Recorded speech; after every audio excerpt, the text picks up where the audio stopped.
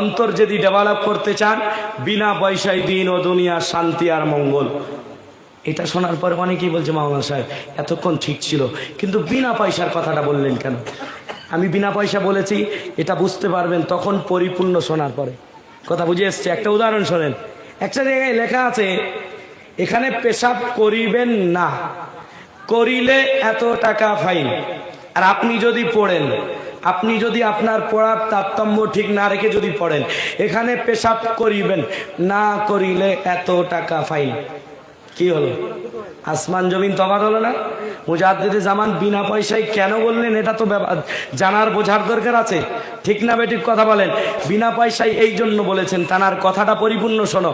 বিনা পয়সায় দিন ও দুনিয়া, দুনিয়া আখেরাত, শান্তি মঙ্গল, দুনিয়া আখেরাতে শান্তি মঙ্গল, চিরস্থায়ী শান্তি যদি পেতে চাও তাহলে বিনা পয়সার কাজ করতে হবে। সেই বিনা পয়সা কি? বিনা পয়সার কাজ কি?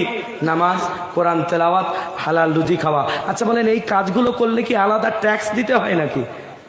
প্রতি সেজদার বিনিময়ে 1000 টাকা করে মসজিদে দান করতে হয় মনে হয় না?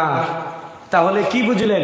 তারপরে তিনি পরিষ্কার করে বড় করে লিখে দিলেন বিনা পয়সার পরে রুহানি তারাক্কির উপায়। জোরে বলুন। আপনার রুহের ডেভেলপ হবে বিনা পয়সার কাজ করলে। বিনা পয়সায় নামাজ আপনি পড়বেন। ও দুনিয়ার মানুষ, আপনি যদি এই বিনা পয়সার জিনিসটা বুঝতে চান, তানার এই কথার শেষের দিকে শান্তি আর মঙ্গল আছে। আপনার কাছে টাকা করব, যদি রুহের ডেভেলপ করতে চান, উন্নতি করতে চান, তাহলে এই কাজগুলো 4টি কাজ করতে হবে। পারবো ইনশাআল্লাহ?